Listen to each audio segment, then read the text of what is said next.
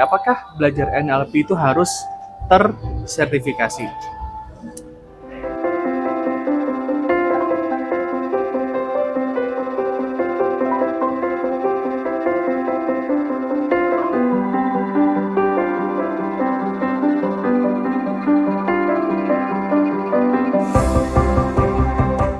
Assalamualaikum warahmatullahi wabarakatuh. Jumpa lagi dengan saya Gus Putra.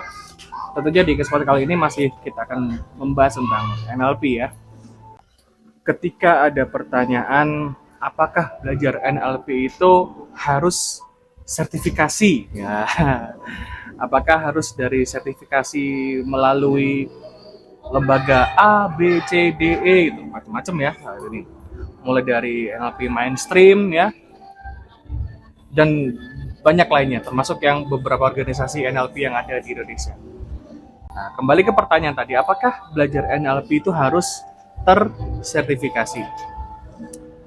Jadi, kalau di Indonesia ya, saya melihat, saya mengamati juga teman-teman, memang ketika orang punya sertifikat dari suatu pelatihan itu punya kesan lebih dihargai gitu ya, dibandingkan orang yang tidak memiliki sertifikat. Tapi ini adalah sebuah paradigma ya. Jadi mau nggak mau pun sertifikat itu bisa menjadi hal yang ya penting nggak penting gitu. Tapi bagi saya pribadi, karena kita hidup di Indonesia, sometimes kita butuh sertifikat untuk menunjukkan bahwa kita itu pernah mengikuti suatu pelatihan. Dalam hal ini adalah NLP gitu kan. So, jika yang ditanyakan lebih spesifik, apakah harus? Jawabannya kalau menurut saya enggak gitu kan. Lebih lagi buat teman-teman yang belajar NLP secara mandiri gitu. Belajar NLP-nya dari baca buku atau mungkin lihat video di YouTube gitu. Seperti video ini tentunya. Jadi bersertifikat atau tidak itu hanya tentang pilihan ya, tentang selera dan juga tentang kebutuhan, bukan menjadi sebuah keharusan. Kalau kita itu belajar NLP maka kita harus punya sertifikatnya gitu.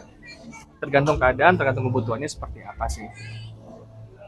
Karena ya kita hidup di Indonesia gitu kan. Jadi penting nggak penting dengan adanya sertifikat ini. Cuma kalau memang yang ditanyakan adalah keabsahan, apakah orang yang punya sertifikat itu otomatis qualified ya, otomatis jago, mahir, paham banget tentang NLP, ya belum tentu gitu kan.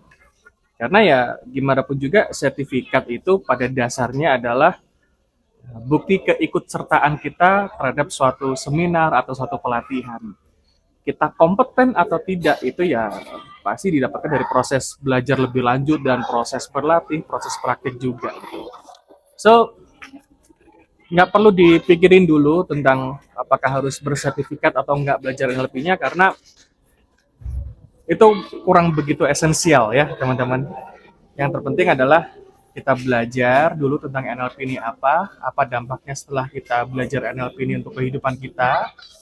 Dan jika dirasa dibutuhkan untuk menunjukkan keikutsertaan kita pada sebuah pembelajaran NLP, baik itu di Indonesia ataupun di luar negeri, ya boleh kita ambil kelas sertifikasi NLP. Jadi bebas aja ya, mau ambil sertifikasi atau enggak, sesuaikan dengan kebutuhan teman-teman. Baiklah gitu. Kita jumpa lagi di kesempatan berikutnya. Wassalamualaikum warahmatullahi wabarakatuh.